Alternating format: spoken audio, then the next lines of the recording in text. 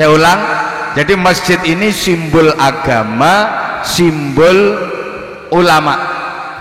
Nah, tidak jauh dari masjid ada pendopo kabupaten. Coba perhatikan, pendopo kabupaten itu bangunannya mesti nggak jauh dari masjid, karena pendopo kabupaten ini simbol pemerintahan, simbol umara. Kalau masjid simbol agama, simbol ulama, pendopo kabupaten simbol pemerintahan, simbol umara.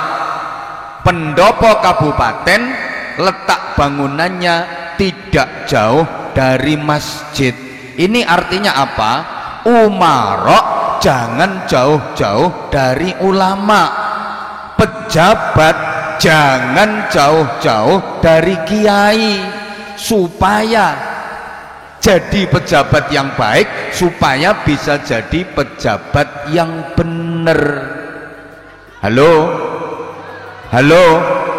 Jadi antara umarok dengan ulama ini jangan jauh-jauh. Antara pejabat dengan kiai ini harus sinkron, harus sinergi, saling melengkapi, saling mendukung, karena masing-masing mempunyai amanah, mempunyai beban tanggung jawab yang tidak ringan. Sehingga boleh disimpulkan, mohon maaf, kalau di Kabupaten Kendal ini ada ulama yang kismin ki sangisore miskin, ono kiai kok kesulitan ekonomi, kangelan golek sandang pangan, bahasa Inggrisnya the kere, ono kiai kok nganti melarat, wih sing nanggung dosa paling gede bupati. Berarti bupati ini nggak memperhatikan kesejahteraan kiai. Wong kiai kok sampai melarat. Duh, misalnya bupati ini arep bantah, wong kiai ini ora gelem tandang gawe, kiai ini ora gelem nyambut gawe, kiai ini ora gelem kerja. Ya mohon maaf, lha saiki nek kiai kongkon kerja pontang-panting, petentengan leng golek duit, terus yang ngajar agama masyarakat siapa? Yang mendidik anak-anak ngaji, yang membina moral, yang membina akhlak generasi bangsa siapa? Nah, kiai ini pertentangan golek duit. Ya mohon maaf. Ini kan menurut saya kesejahteraan para ulama, para kiai itu kurang diperhatikan. Padahal jasanya luar biasa membangun moralitas bangsa. Bayangkan sekarang kalau generasi bangsa ini moralnya bobrok, susah loh membangun apapun. Mau membangun ekonomi, mau membangun hukum, mau membangun kesehatan, membangun tatanan negara susah. Lah siapa yang membina moral, yang membina akhlak kalau bukan para ulama, para kiai, para habaib?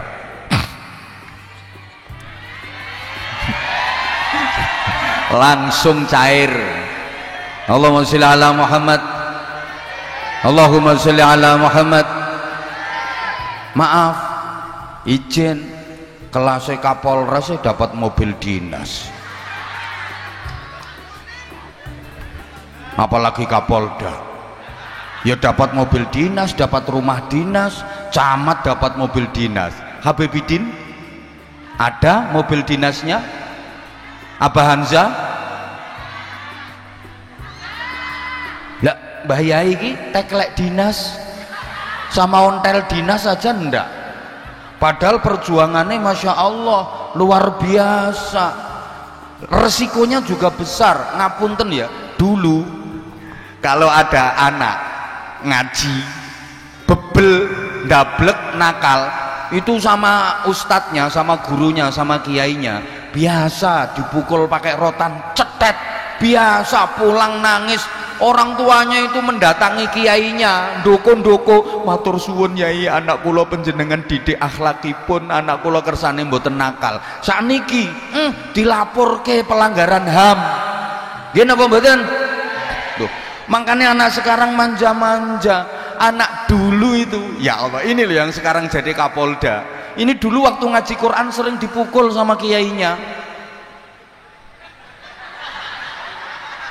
Makanya subhanallah, beliau salamnya fasih, muqaddimahnya juga fasih, ilmu agamanya juga keren. Karena apa? Kulino turu masjid iki mbiyen cilikane. Kulino turu langgar, betul Jenderal? Iya jelas tahu nyolong pelem. Tahu nyolong jagung, jelas iki. Sing cerita iki soalnya yang ngalami. Anak dulu begitu. Tidurnya di musola, tidurnya di masjid, dididik dengan pendidikan realitas. Lah anak sekarang pendidikannya pendidikan fasilitas. Mohon maaf. Lah sekarang misale gitu. Kiai-kiai, ustadz-ustadz se-Indonesia ini mogok bikin aksi damai, arep nggih bahasa demo kok saru masuk kiai demo. Membentangkan spanduk, anakmu ulangan dewe-dewe.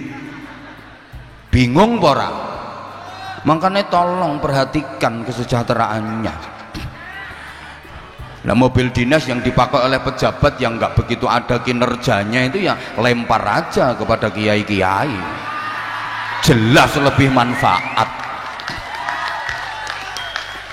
Nah, sebaliknya sekarang, maaf, kalau ada pejabat nakal, kalau ada pejabat zalim sampai korupsi gede-gedean, yang nanggung dosa besar ya kiainya. Loh, kiai kok nggak bisa nasihati pejabat, kiai kok nggak mampu menasihati pejabat, apalagi kiai kok nggak berani nasihati pejabat. Oh, kiai kok wedi karo pejabat sampai pejabatnya zalim, pejabatnya nakal, pejabatnya korupsi. Kiai ini dosa. Kenapa? Kiai ini wedi karo pejabat. Wong kiai karo pejabat kok enggi bapak. Kiai model apa dadi kesete pejabat? Makanya mohon maaf kalau ada kiai ceramah nyindir-nyindir, nutuk-nutuk ke pejabat, pejabatnya nggak boleh marah, orang kiai menjalankan tugas kok.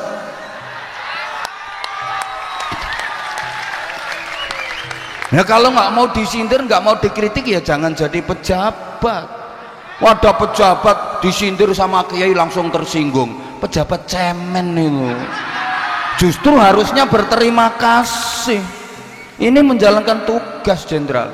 Kalau saya nggak ngomong kayak gini, lah nanti takut saya nanti pejabat-pejabatnya nakal semua. Jadi apa rakyat Indonesia? Yang nanggung dosanya kiai, karena kiainya nggak mampu menasihati pejabat, kiainya nggak bisa mendampingi, membimbing, mendidik pejabat-pejabat, ngasih masukan kepada pejabat. Apa maneh kiai ini wedi karo pejabat? Nggak boleh. Halo, pangapunten. Nah, ini masjid itu simbol agama, simbol ulama.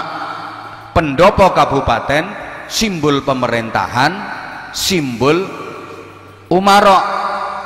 Nah, di sekitar pendopo kabupaten, kantor pengadilan, kejaksaan, kepolisian sebagai simbol hukama yang mengemban hukum dengan seadil-adilnya. Ini jadi penting. Kenapa demikian? Kita ingat Imam Ghazali pernah mengatakan ad-dinu ussun wal mulku harisun. Agama itu pokok, pemerintahanlah yang menatanya. Karena agama kalau tidak ditata dengan baik pasti amburadul. Bahasa Inggrisnya the korat karet. Nah, yang menata ini pemerintah, dan penataan itu harus berkeadilan. Ini menjadi tugas hukama. Makanya di sekitar pendopo kabupaten ada kantor pengadilan, kejaksaan, kepolisian sebagai pelaksana hukum. Izin Pak Jenderal, saya kok kurang pas ya kalau istilahnya penegak hukum. Polisi sebagai penegak hukum, menurut saya istilah itu kok kurang pas, Jenderal. Ya. Kurang pasnya gimana? Ya, berarti selama ini hukumnya nggak tegak dong. Jadi lebih pasnya menurut saya pelaksana hukum sudah benar-benar tegak sehingga tinggal dilaksanakan saja. Lah kalau penegak hukum kan berarti selama ini tugasnya polisi ini menegakkan barang sing doyong hukum ini nggak tegak-tegak doyong terus, jadi polisi ini petentengan untuk menegakkan barang sing doyong. Hukum harus ditegakkan loh, berarti selama ini hukum belum tegak. Tapi kalau hukum harus dilaksanakan karena hukum sudah benar-benar tegak sehingga tinggal pelaksanaannya saja. Saya lebih senang, saya lebih sepakat kalau istilahnya bukan penegak hukum tapi pelaksana hukum. Allahumma sholli ala Muhammad. Nah, kalau penegak hukum kan kesannya hukum selama ini nggak tegak-tegak. Jadi harus selalu ditegakkan sehingga banyak hukum yang dibuat bukan untuk ditaati, bukan untuk dipatuhi, tapi untuk dilanggar. Ono bocah nom-noman numpak sepeda motor orang nganggo helm, melanggar napa mboten? Sing banter melanggar napa mboten? Melanggar. Akhirnya di jalan raya ada razia, kena tilang, prit. Tilang sama polisi. Nah polisi sekarang baik-baik. Beda sama polisi dulu. Kalau polisi dulu itu kan polisi, pol-polan nek golek isi. Pol-polan nek golek posisi, tapi sekarang polisi pol-polan berprestasi, pol-polan menjalankan presisi. Tepuk tangan untuk polisi. Nah yang ketilang ini kan pengen aman toh, akhirnya biasanya terus ngajak damai pak, kali pengalaman tahu ketilang kan? Damai pak, ngetok ke duit. Nah kira-kira duitnya kali polisi diterima napa mboten? Diterima napa mboten? Heeh. Lha nek ora diterimai polisi bodoh. Polisi sekarang cerdas kok. Duitnya diterima, ning sadurunge nrimo orang yang ditilang tuh ditanya dulu, ikhlas pora? Polisi nggak mau duit haram sekarang. Ikhlas pora? Lah sing ketilang pengen aman, pengen urusan cepet beres, ikhlas pak. Duit diterima, surat tilang ditokno. Lho pak, kok tetep ditilang pak? Lho kan kue ikhlas. Tetep ditilang, hukum dilaksanakan. Lho duitnya masukkan kotak amal masjid. Polisi keren no. Biyen nggo tuku udut saiki ora. Masukkan kotak amal masjid. Gue menang gue tak antemi pisan kok. Halo. Lo orang sekarang ini masya Allah banyak hukum dibuat bukan untuk ditaati tapi untuk dilanggar. Ono pas sepeda motor orang nganggo helm ditegur. Naik motor di jalan raya nggak pakai helm. Wow, iki kendal bro. Ndasku luwih atos timbang helm. Begitu dia jalan di perempatan, dengerin toh. Lampu hijau jalan, cah kendal. Lampu hijau jalan, lampu kuning ngebut, lampu merah serobot, kendal dilawan. Nah karena lampu merah diterobos, ya diprit sama polisi, prit, kejar, minggir. Gak tahu ya kamu tadi kalau lampu merah? Ya tahu pak. Udah tahu kok diterobos? Lah karena saya nggak tahu kalau ada sampean pak. Coba tahu ada sampean ya nggak saya terobos pak.